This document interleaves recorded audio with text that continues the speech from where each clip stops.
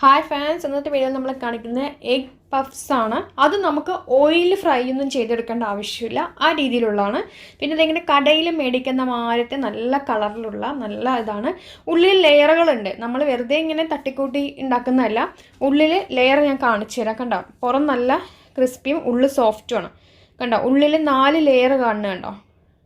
ഇങ്ങനെ ലെയറായിട്ട് വളരെ തിന്നായിട്ടുള്ള ലെയർ. ഇതൊന്നും ലെയറൊന്നും നമുക്ക് ഉണ്ടാക്കേണ്ട ആവശ്യമില്ല. നമുക്കതിൻ്റെ ഷീറ്റും കാര്യങ്ങളൊന്നും വേണ്ട, അല്ലാതെ തന്നെ നമുക്കത് ചെയ്തെടുക്കാൻ പറ്റുന്ന ഒരു ട്രിക്കാണ്. അപ്പോൾ വീഡിയോയിലേക്ക് നമുക്ക് പോകാം. ഇതിനായിട്ട് ഞാൻ എടുത്ത് വെച്ചിരിക്കുന്നത് 3 സവാള, ചെറിയ സവാള എടുത്തിട്ടുണ്ട്. ഇഞ്ചിയും വെളുത്തുള്ളിയും കൂടി ചതച്ച് വെച്ചിട്ടുണ്ട്. പിന്നെ നമുക്ക് 4 മുട്ടയ്ക്കുള്ള ലെവലിൽ ഉണ്ടാക്കാം. അപ്പോൾ മുട്ട ഞാനത് പുഴുങ്ങി കിടക്കണമാണ്, തോല് കളഞ്ഞില്ല. അപ്പോൾ അതിൻ്റെ തോടൊക്കെ കളഞ്ഞിട്ട് നമുക്ക് ആക്കിയെടുക്കാം. ഫസ്റ്റ് നമ്മൾ എണ്ണ പാനിലിട്ടിട്ട് നമുക്കിതിട്ടൊന്ന് വഴറ്റിയെടുക്കാം. എണ്ണ നല്ലവണ്ണം ചൂടായിട്ടുണ്ട്, നമുക്ക് ഉള്ളിയിട്ട് വഴറ്റിയെടുക്കാം.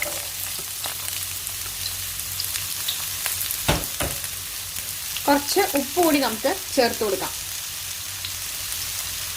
നല്ലവണ്ണം ഒന്ന് ഇളക്കി കൊടുക്കാം.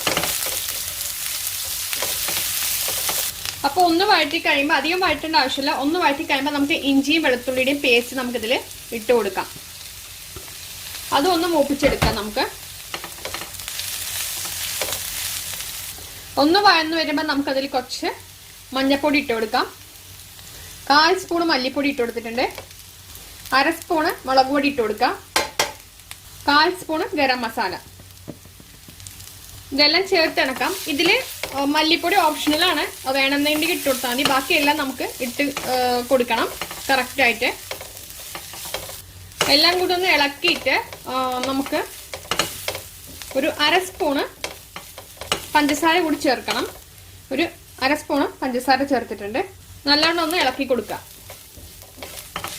ഇത് ഭയങ്കര ഡ്രൈ ആയിട്ടുണ്ട്. അപ്പം നമ്മൾ എന്ത് ചെയ്യണമെന്ന് പറഞ്ഞാൽ ഒരു 2 സ്പൂണ് വെള്ളം ചേർത്തിട്ട് ആ മസാല ഉള്ളിലോട്ട് പിടിക്കണം. അപ്പം നമ്മൾ 2 സ്പൂൺ വെള്ളം ചേർത്ത ശേഷം ഒന്ന് ഇളക്കിയിട്ട് മൂടി വെച്ച ശേഷം ഒന്ന് ആ സവാള ഒന്ന് സോഫ്റ്റ് ആക്കി എടുക്കണം.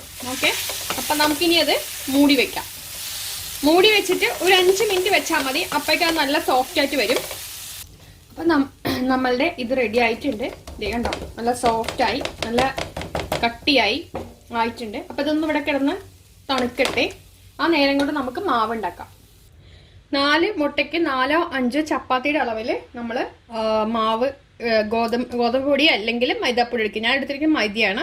അതിലേക്ക് നമുക്കൊരു 1/2 സ്പൂൺ പഞ്ചസാര ഇട്ട് കൊടുക്കണം. പിന്നെ ആവശ്യത്തിന് ഉപ്പ്, ആ ഒരു പൊടിക്ക് ആവശ്യമുള്ള ഉപ്പ് ഇട്ട് കൊടുത്തിട്ടുണ്ട്. പിന്നെ എണ്ണ ഒരു 2 സ്പൂണ് എണ്ണ അല്ലെങ്കിൽ ബട്ടർ ഇട്ട് കൊടുക്കുക. ഞാനൊരു 2 സ്പൂണ് എണ്ണ ഇട്ട് കൊടുത്തിട്ടുണ്ട്. നമുക്കിതിൽ കുറച്ച് വെള്ളം കൂടി ചേർത്തിട്ട്, കുറച്ച് വെള്ളം ചേർത്താൽ മതി, നമുക്കൊന്ന് കുഴച്ചെടുക്കാം. അപ്പോൾ വെള്ളം ഒഴിച്ചു കൊടുക്കുന്നുണ്ട്. നമുക്കിതൊന്ന് കുഴച്ചെടുക്കാം. ചപ്പാത്തി മാവിൻ്റെ പരിവിൽ അങ്ങനെ കുഴച്ചെടുക്കുക, അത്രേ ഉള്ളൂ. അതുകൊണ്ട് വേറൊന്നുമില്ല. നമുക്കിത് ഗോതമ്പ് പൊടി വെച്ചിട്ടും ചെയ്തെടുക്കാം. ചപ്പാത്തി മാവ് ബാക്കി വന്നു കഴിഞ്ഞാൽ അത് വെച്ചും ചെയ്തെടുക്കാം. ഓക്കെ, ഇത് കുഴച്ചെടുക്കട്ടെ. നമ്മൾ ഇത്ര ആക്കിയിട്ടുണ്ട്. ഇനി ഒരു 1/2 സ്പൂൺ കൂടി എണ്ണ നമുക്കിതിൽ ചേർക്കാം. എന്നിട്ട് വീണ്ടും കുഴച്ചെടുക്കാം.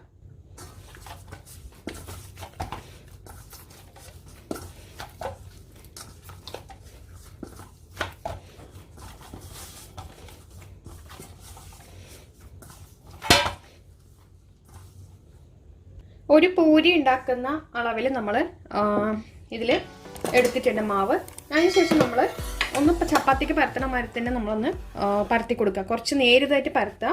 നമ്മൾ പൂരിക്ക് പരത്തണ മാതിരി പരത്തെടുക്കാം. നമുക്കിതിൽ പൊടി അത്യാവശ്യം ഇട്ടിട്ട് നമുക്ക് പരത്തെടുക്കാം. അത് ഒട്ടിപ്പിടിക്കണമൊന്നുമില്ല, കണ്ടല്ലോ. നമ്മൾ പരത്തിയിട്ടുണ്ട്. ഇനി നമുക്കിതിലൊരു 1/2 സ്പൂണ് ഓയിൽ ഇട്ട് കൊടുക്കാം.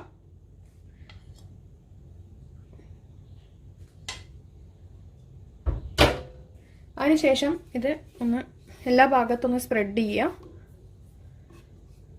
സ്പ്രെഡ് ചെയ്ത ശേഷം ഇത് ഒരു 4 ആക്കിയിട്ട് നമ്മൾ കട്ട് ചെയ്യാം. 4 പീസായിട്ട് കട്ട് ചെയ്യാം.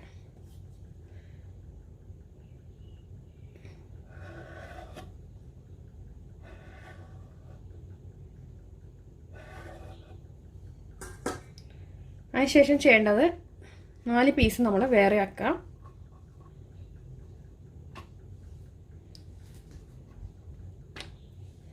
നമുക്കതിൽ കുറച്ച് ഗോതമ്പ് പൊടി, നമ്മുടെ മൈദാപ്പൊടി ഇട്ട് കൊടുക്കാം. അതിനുശേഷം നമുക്ക് ഈ ഒരു സംഭവം വെച്ച് കൊടുക്കാം. നമുക്കിത് കുറച്ച് ലെയറുകളായിട്ട് വരാനാണ് നമ്മളിങ്ങനെ ചെയ്യുന്നത്.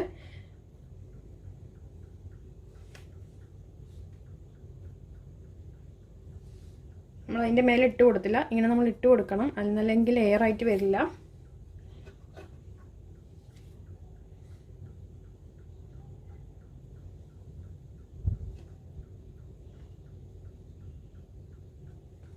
നാല് ഇതായിട്ടുണ്ട്. ഇനി നമുക്ക് ചെയ്യേണ്ടത് 4 ലെയറായില്ലേ, ചെയ്യേണ്ടത് ഈ ഒരു സൈഡ് ഒന്ന്, ഇത് വെറുതെ നമ്മൾ നേരത്തെ ഒരു വീഡിയോ നമ്മുടെ ചാനലിൽ ഇട്ടിട്ടുണ്ടായിരുന്നു. അങ്ങനെ തന്നെ ചെയ്താലും മതി, ഇങ്ങനെ തന്നെ ചെയ്യണം നിർബന്ധമില്ല. ഇങ്ങനെ ചെയ്യുമ്പോൾ ഇങ്ങനെ ലെയറുകളായിട്ട് വരുമെന്ന് ഒരു ഇതുണ്ട്, കാണാനൊരു രസമാണ്. ഒരു സ്ക്വയർ പീസിൽ ചെയ്തെടുക്കാം. അപ്പം ഞാൻ സ്ക്വയറാണ് ആക്കുന്നത്. ഓക്കെ, ഈ ഒരു ലെവലിൽ കിട്ടിയിട്ടുണ്ട്. ഇനി നമുക്ക് നമ്മുടെ മസാല ഇട്ട് കൊടുക്കാം. ഞാനതൊരു ഇതിലേക്ക് മാറ്റിയിട്ടുണ്ട്, എടുക്കാൻ ഒരു സൗകര്യത്തിന് അതിലേക്ക് ഒരു ബൗൾ ഇതിലേക്ക് മാറ്റിയിട്ടുണ്ട്, ബൗളിലേക്ക് ഇതേ. ഓക്കെ, അപ്പോൾ നമുക്കിത് ഒന്ന് ഇട്ട് കൊടുക്കാം.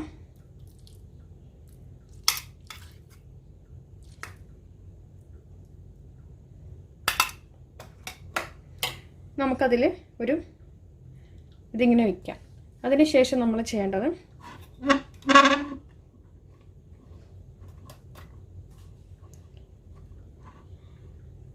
ഇതിനെ ഇങ്ങനെ ആക്കാം, ഇതിനെ ഇങ്ങനെ ആക്കാം, ഇതിനെ ഇങ്ങനെ ആക്കാം, ഇങ്ങനെ ആക്കാം. ഇങ്ങനെ ആക്കിയ ശേഷം ഈ 4ഉം കൂടിയിട്ട് ദേ ഇങ്ങനെയാണ്. ദേ ഇതിങ്ങനെ തുറന്നിരുന്നാലും കുഴപ്പമൊന്നുമില്ല, കാരണം നമ്മൾ ഇഡ്ഡലി പാത്രത്തിൽ വെച്ചിട്ട് നമ്മൾ ഇതാക്കി എടുക്കണം. അപ്പോൾ അത് ലീക്കൊന്നും ആവില്ല. ഓക്കെ, ഇങ്ങനെ നമ്മൾ ആക്കിയെടുത്തിട്ടുണ്ട്. തുറന്നിരുന്നാലും കുഴപ്പമൊന്നുമില്ല, വേണമെങ്കിൽ അടച്ചു കൊടുക്കാമെന്ന് മാത്രമേ ഉള്ളൂ. കണ്ടല്ലോ, ഇങ്ങനെ നമുക്ക് ബാക്കിയുള്ള ചെയ്തെടുക്കാം. ഇങ്ങനെ ചെയ്തെടുത്ത എല്ലാം നമ്മുടെ ഇഡ്ഡലിത്തട്ടിൽ ഓയിൽ ജസ്റ്റ് ഒന്ന് തടവിട്ട് ഇത് വെച്ചിട്ടുണ്ട് കേട്ടോ, ഒന്നും ചെയ്തിട്ടില്ല. നമ്മളിങ്ങനെ ചെയ്തിട്ട് ആ ഇഡ്ഡലിത്തട്ടിൻ്റെ എല്ലാ കുഴിയിലും നമ്മൾ ഓയിലിട്ടു, ഓയിൽ ജസ്റ്റ് ഒന്ന് തേച്ചു. അതിനുശേഷം നമ്മൾ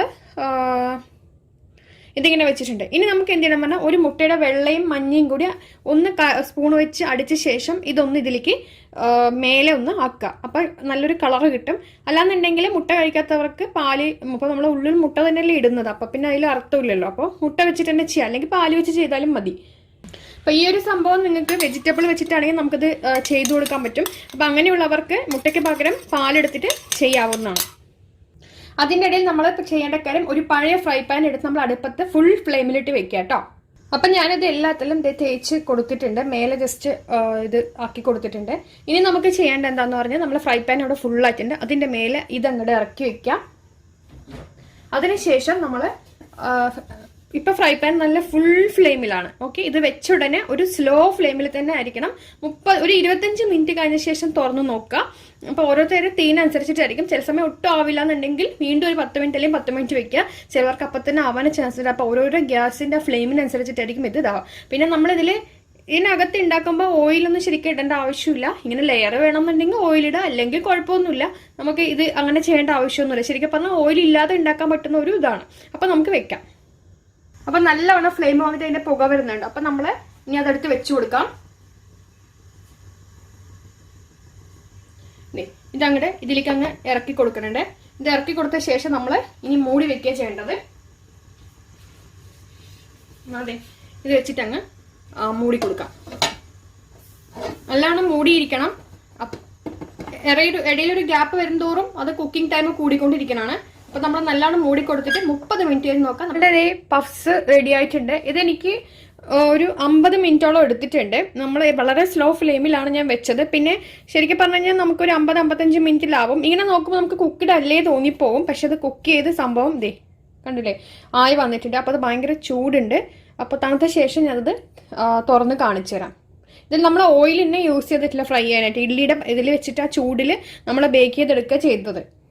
റെഡി ആയിട്ടുണ്ട്, പഫ്സ് റെഡി ആയിട്ടുണ്ട്. ദേ കണ്ടല്ലോ, നല്ല നല്ല അതേ ബേക്കറി കിട്ടുന്ന പോലത്തെ അതേ കളർ കണ്ടോ, അതേ വന്നിരിക്കുന്നുണ്ടോ. ഇത് ഓയിലല്ല, അത് നമ്മൾ ഓയിൽ ഇട്ടിട്ടില്ലല്ലോ, നമ്മൾ ബേക്ക് ചെയ്തെടുത്തിരിക്കണല്ലേ. അപ്പോൾ അത് ഓയിലല്ല ഈ കാണുന്നത്. ആ ഒരു ഇത് കണ്ടോ, ആ ഒരു കളറ്. നമുക്കിനി ഇത് എങ്ങനെയുണ്ട് നമുക്ക് നോക്കാം, തൊട്ട് നോക്കാം നമുക്ക്. ഇതേ കണ്ടോ, നല്ല പുറം നല്ല ക്രിസ്പിയും അകം നല്ല സോഫ്റ്റുമാണ്. അപ്പോൾ നമുക്കിതേ ഇതൊന്ന് ഇങ്ങനെ മുറിക്കാം കേട്ടോ. മുറിച്ചിട്ട് ഞാൻ കാണിച്ചു തരാം. ഇത് ലെയർ ആയിട്ടാണ് നമ്മൾ ചെയ്തിരിക്കുന്നത്. നിങ്ങൾക്ക് അറിയാമല്ലോ, നമ്മൾ ലെയർ എടുത്തിട്ടുണ്ടായിരുന്നു.